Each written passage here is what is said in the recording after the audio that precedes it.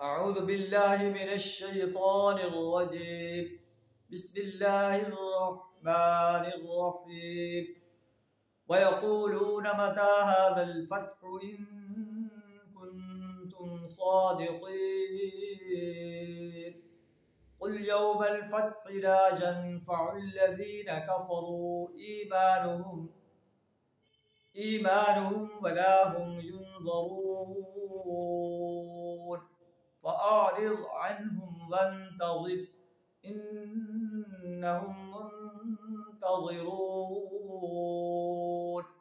सदक़ल्लाहुल अज़ीम।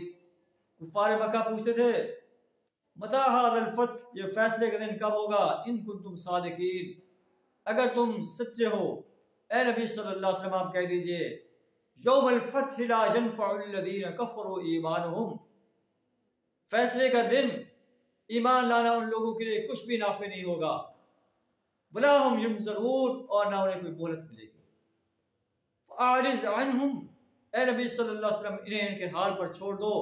वंतज़िर, और इंतज़ार करो। इन्नहुम मुंतज़िरून, ये भी उस फैसले के दिन के मुंतज़िर हैं।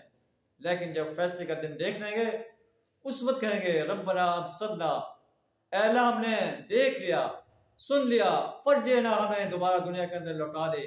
नामल सालिहन इन्ना मूक़िनून, हम अमले साले करेंगे, हमें यकीन आ गया है। लेकिन ऐसा नहीं होगा।